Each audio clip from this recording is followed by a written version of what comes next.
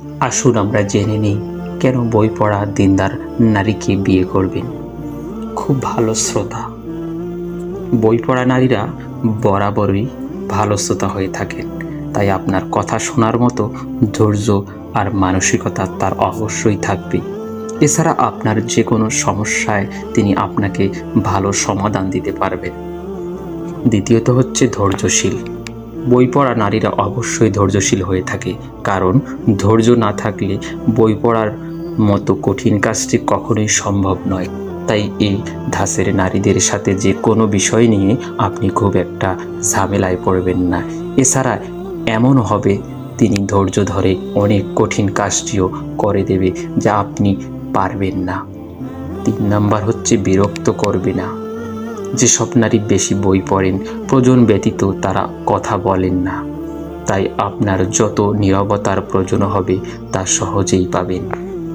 চতুর্থ হচ্ছে জ্ঞান বিতরণ। কথায় আছে বই জ্ঞানের ভাণ্ডার। বই পড়লে মানুষের জ্ঞান বাড়বে, এটাই স্বাভাবিক। তাই আপনার কোনো তথ্যের দরকার হলে কিংবা কোনো সমস্যায় সর্বাত্মক সহযোগিতা পাবেন তার থেকে।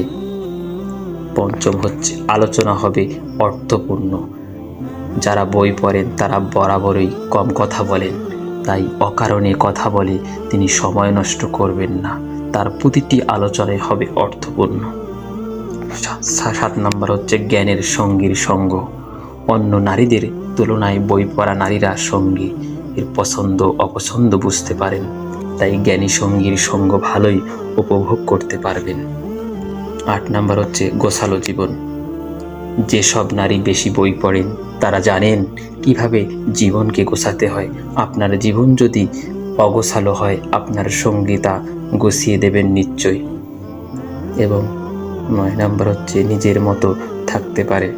জ্ঞানী নারী কখনোই অতিরঞ্জিত বায়না ধরে না। আপনার অনুপস্থিতিতে কিভাবে নিজেকে তিনি সামলাবেন তিনি তা ভালো করেই জানেন।